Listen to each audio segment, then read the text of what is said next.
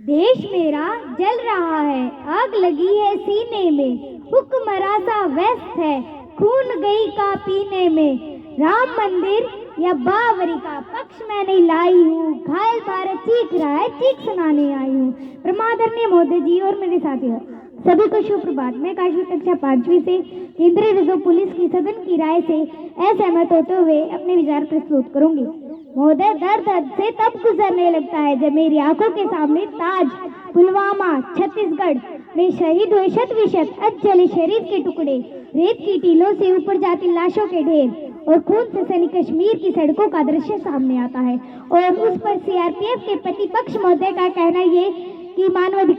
मानवाधिकार की अनुपालना करते हुए देश के उग्रवाद को समाप्त किया जा सकता है। अब तो हमारा तिरंगा झंडा भी हमसे पूछने लगा है, क्या बात है भारत, आजकल मैं फहराने से ज्यादा कफन में दफनाने के क्यों काम आ रहा हूँ।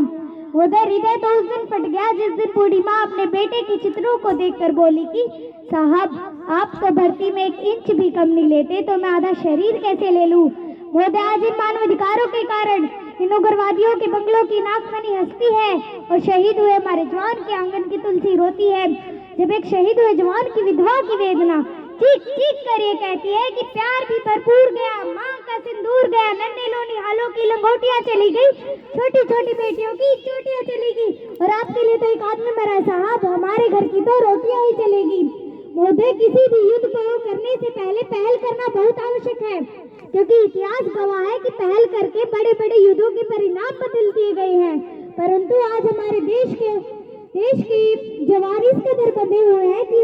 वो आज ड्यूटी पर खड़े होकर भी पहल करने से डरते हैं, क्योंकि उन्हें भविष्य में कटघरे में खड़े होने का डर सता रहा होता है, क्योंकि वह जानते हैं कि एक उग्रवादी की राइफल से निकलने वाली गोली को तय करना पड़े या ना पड़े कि वो किसे लगेगी, परंतु हमारी राइफल से निकलने वाली हर एक गोली को ये तय करना पड़ता है कि वो किसी निर्दोष को लगे या ना लगे, परंतु किसी